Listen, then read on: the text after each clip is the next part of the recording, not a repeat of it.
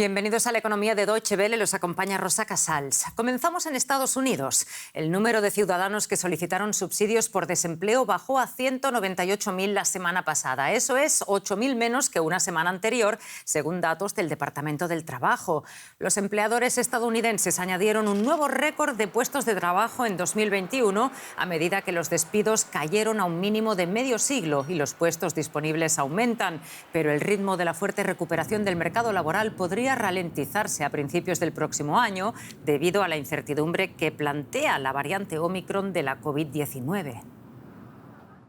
Pues parece que todo apunta a una solidez del mercado laboral estadounidense luego de la recesión provocada por la pandemia de coronavirus. Para más datos, preguntamos a nuestro experto en Nueva York, José Luis de Haro. ¿Qué tal? ¿Cómo estás? ¿Qué tal, José Luis? ¿Cuáles son las perspectivas para el mercado laboral de Estados Unidos? ¿Se recuperará el pleno empleo en 2022? De momento, a la espera de conocer cuál puede ser el impacto de la variante Omicron, especialmente en los primeros compases de 2022, las expectativas son bastante optimistas. Rosa, tenemos que tener en cuenta que estamos a punto de poner final al año en el que se ha registrado un crecimiento de empleo récord, no visto desde al menos la década de los 40. Este año se han creado alrededor de 6,1 millones de puestos de trabajo, sin incluir todavía los datos del mes que estamos a punto de acabar, y la propia Reserva Federal ya indicaba en sus últimas proyecciones económicas que la tasa de desempleo volverá a recuperar los niveles previos a la pandemia en 2022, es decir, se justificarían las subidas de tasas previstas para controlar la inflación, dado que el pleno empleo, que es otro de los mandatos del Banco Central estadounidense, también se alcanzará en algún momento del próximo año. Los economistas proyectan que a lo largo de 2022 el mercado laboral perderá algo de fuelle, pero seguirá creciendo a un ritmo bastante saludable, con una creación de entre 350.000 y 450.000 nóminas no agrícolas al mes. Bueno, José Luis, y ante este optimista escenario que describes, ¿qué cabe esperar para los hispanos y latinos en la fuerza laboral de Estados Unidos? Rosa, en lo que a los hispanos se refiere aquí, el impacto que pueda tener Omicron puede ser clave, sobre todo si tenemos en cuenta que el 55% de los latinos en al menos 43 estados del país no están todavía vacunados.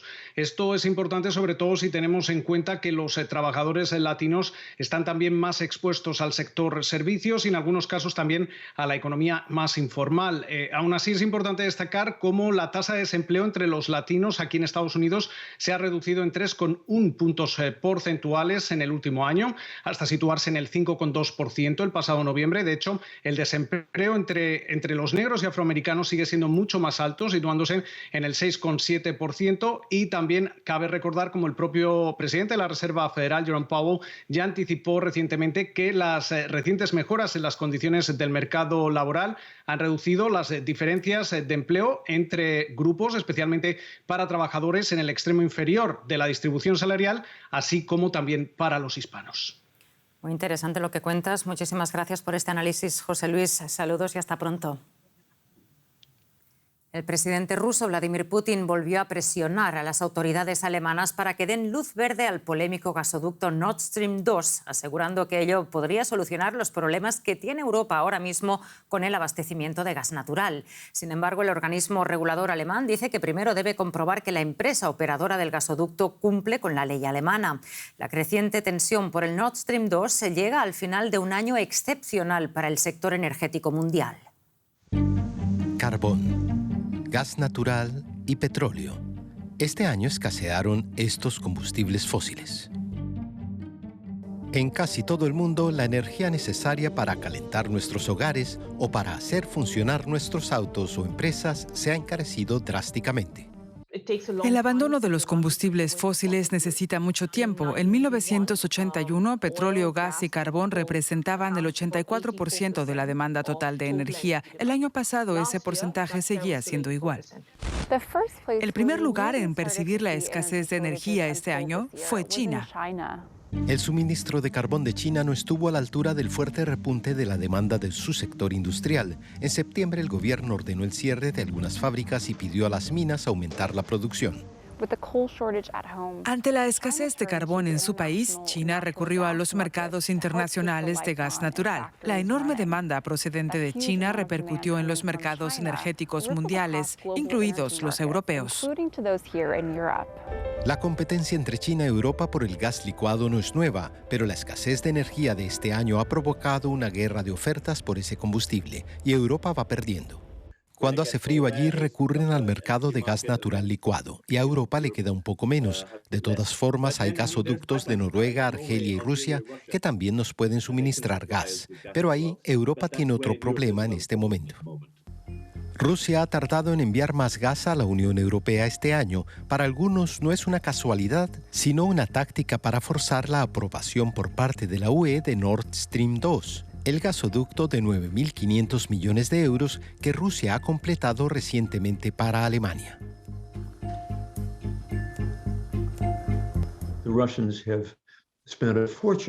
La Rusia de Putin ha invertido una fortuna en desarrollar una región gasística nueva. Así que, ¿qué pasaría si la Unión Europea decide por razones climáticas reducir el consumo de gas natural?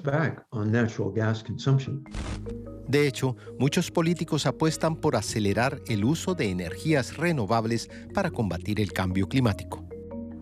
Pero llevará años crear la infraestructura para aprovechar las renovables. Entonces, de momento, tanto en China como en Estados Unidos o la Unión Europea, los países están consumiendo más carbón, más petróleo y más gas natural. 2021 no ha sido un año fácil para Cuba. Unas protestas históricas pusieron al gobierno contra las cuerdas a mediados de año y una alta inflación hace pasar desde hace meses más penurias a una población acostumbrada ya a las carencias.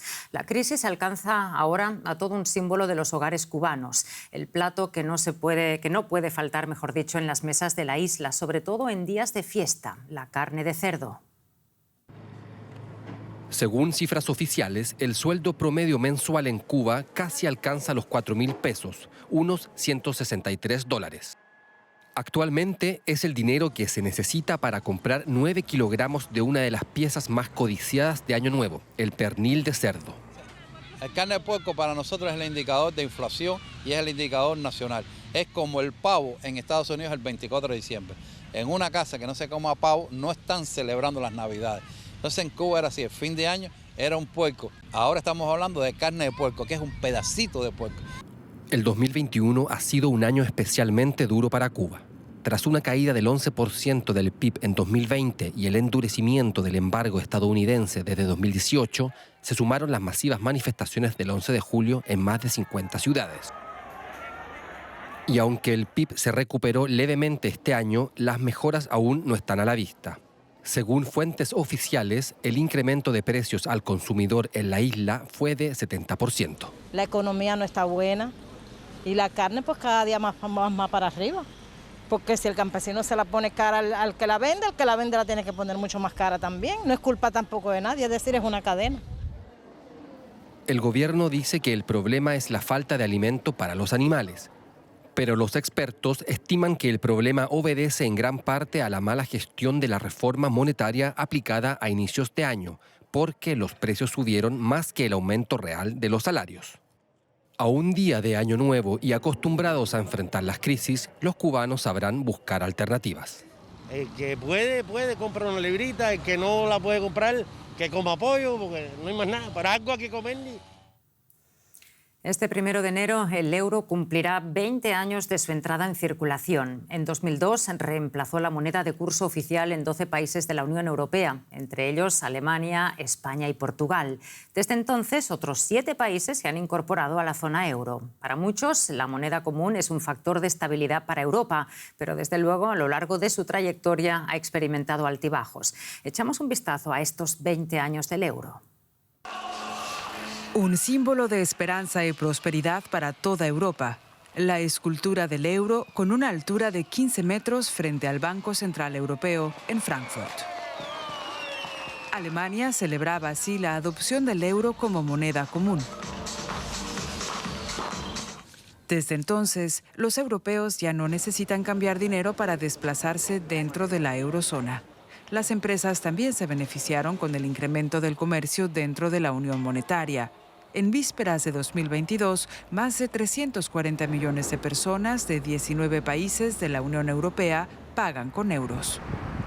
En el momento de la entrada en vigor del euro, este costaba $1.07. Desde entonces no ha dejado de subir. En 2008 alcanzó su máximo histórico de casi $1 estadounidense y 60 céntimos antes de la crisis financiera mundial.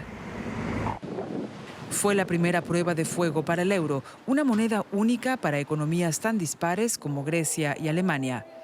La Unión Europea tuvo que aprobar paquetes de rescate por valor de 1.000 millones de euros para salvar del colapso financiero a los países más débiles del sur de Europa. La crisis sometió al euro a una presión sin precedentes. Los especuladores apostaban por el fracaso de la moneda común. En 2012, las palabras del presidente del Banco Central Europeo pasarían a la historia. The ECB is ready to do whatever it takes to preserve the euro. And believe me, it will be enough. El BCE pisó el acelerador y el euro sobrevivió a la crisis financiera. Ahora se enfrenta a una nueva y dura prueba. Los bloqueos por la pandemia suponen una pesada carga para los presupuestos de los países del euro.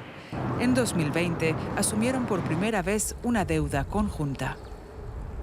Los críticos del euro dicen que esta medida convierte a los países financieramente más débiles en una carga para los más fuertes.